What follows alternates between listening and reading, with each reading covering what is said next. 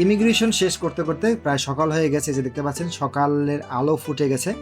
So আমরা যখন চায়নাতে ল্যান্ড করি তখন খুব সকালে একদম ভোরে, বাট ইমিগ্রেশন শেষ করতে করতে একদম গাড়িতে উঠতে একদম সকাল হয়ে যায়। দেখতে পাচ্ছেন সকালের আলো ফুটছে দূরে, আর ড্রাইভার আমাদের নিয়ে ছুটে চলছে। চায়নাতে ম্যাক্সিমাম 90% গাড়ি ইলেকট্রিক, এবং এইয়ন কোম্পানির গাড়িগুলোই ম্যাক্সিমাম হয়ে থাকে ইলেকট্রিক গাড়ি, ফুলফিলভাবে চলে থাকে ইলেকট্রিকে, কোনো ইঞ্জিনের নয়েজ নাই। হচ্ছে চায়নার গুয়াংজু শহরে এখন যে হোটেলটা আছে সেই হোটেলটা এটা অনেক বড় একটা হোটেল। হোটেলের সামনে আছে খুব সুন্দর একটা নদী, এই নদীটা সাগরে মিশেছে, ওই সাইডে বিশাল বড় একটা সমুদ্র আছে। আর এখন আমরা হোটেলের চেক ইন করতে আসছিলাম, যেহেতু আমাদের হোটেল বুক দেওয়া হলো 12টা থেকে, সো এত সময় আমাদের এখানে বসে অপেক্ষা করতে হবে। যখন 12টা বেজে যাবে দেন আমরা এখান থেকে বাইরে আর কি রুমে যাব, দেন রেস্ট হবে। আদারওয়াইজ আসলে রেস্ট নাই। এখন আমরা বাকি সময়টুকু, এখন বাজে হলো গিয়ে 6টা 30, সো বাকি সময়টুকু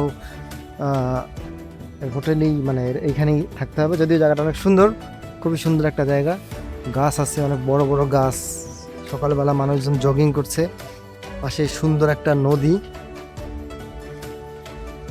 এখানে চাইনিজরা ম্যাক্সিমামই সব খুব ভোরে ওঠে, কারণ এখানে ম্যাক্সিমাম অফিসই 9টা থেকে শুরু হয়। সো ভোরে না উঠলে তো আর হবে না।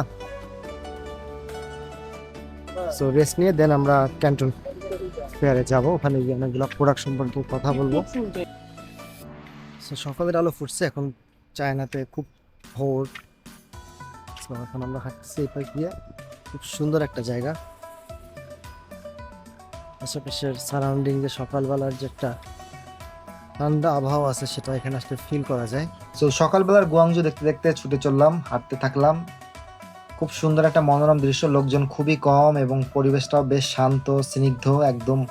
আর খুব পরিষ্কার একটা শহর, কোনো যানজট নেই, কোনো জ্যাম নেই, একদম নিট অ্যান্ড ক্লিন বলা যায়। এবং চায়নাতে সবাই খুব মানে সাইকেল ব্যবহার করে পরিবেশ রাখার জন্য, এবং এখানে সাইকেলগুলো খুব সহজেই ভাড়া পাওয়া যায়। বিকালবেলা বের হলাম একটু আশেপাশে দেখতে, মার্কেটগুলো কেমন সেটা পর্যবেক্ষণ করতে। একা একাই বের হলাম এবং আশেপাশের যে মার্কেটগুলো আছে সেগুলো পর্যবেক্ষণ করলাম। এগুলো হলো হোটেল থেকে পায়ে হাঁটা দূরত্ব ছিল, সো এই জন্য একা একাই বের হলাম যে কীরকম আসলে পাওয়া যায়। সো চায়না একটা ব্যাপার কি, ম্যাক্সিমাম মার্কেটই 6টা বা 5টা 5:30টার দিকে বন্ধ হয়ে যায়, আর খুব ভোরে খোলেন 9:30-9টার সময়। সো এটা আমার জানা ছিল না। সো ম্যাক্সিমাম যখন মার্কেটে আসি এই সময় এসে দেখি সবগুলো মার্কেটই বন্ধ। এটা মূলত একটা মার্কেট, এখানে ম্যাক্সিমাম ক্লোথিং আইটেম পাওয়া যায়। তবে আমি যখন এখানে প্রবেশ করতে যাই, গার্ড আমাকে দেখিয়ে বলে যে বন্ধ, তাই আমরা সেদিকে গেলাম না। সো সন্ধ্যাবেলায় চায়নার গুয়াংজু সিটিতে হাঁটতে হাঁটতে একটা চিকন একটা গলি দিয়ে হাঁটলাম, দেখলাম যে দূরে একটা ফলের দোকান। তাজা ফল এখানে পার কেজি হলো 16.9 বাট, এগুলো হলো আঙুর ফল। অনেক রকমের ফল আছে, যে মালটা, তারপরে পেয়ারা, বিশাল সাইজের আপেল, এত বড় সাইজের আপেল। এটা কি আপেল? না, এটা হলো বেদানা আমাদের দেশে। এখানে আরো অনেক ফল আছে, ছোট ছোট আপেল। 19.8।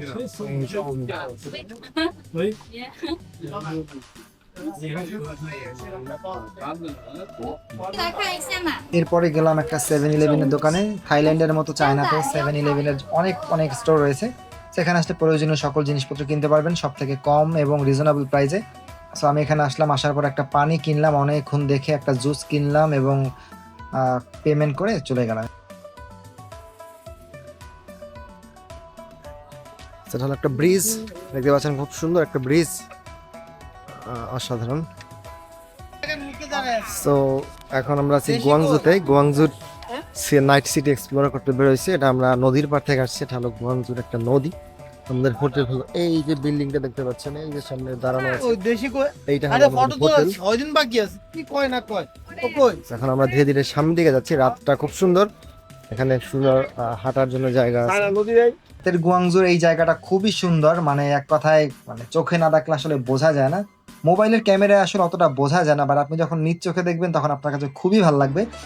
এই জায়গাটায় আপনি যদি হোটেল নেন তাহলে বলা যায় যে আপনি ফ্রিতেই একটা দর্শনীয় জায়গাতে আপনি এনজয় করতে পারবেন। এই জায়গাটা খুবই সুন্দর, সাইডে রয়েছে নদী, নদীতে রিভার ক্রুজ রয়েছে, আপনি চাইলে নদীতে ক্রুজ করতে পারেন। এবং এখানকার লাইটিং এবং এখানকার যে পরিবেশটা, এক কথায় বলা যায় যে খুবই সুন্দর। মানে নিরিবিলি হাঁটার জন্য খুব সুন্দর একটা জায়গা। পাশে রয়েছে রোড ডাবল লাইনের, আর সাইডে রয়েছে হাঁটার জন্য ফুটওয়ার্ক।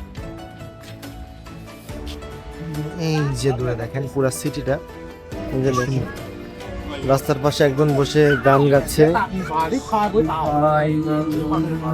এটাকে আমাদের দেশে বলা হয় যে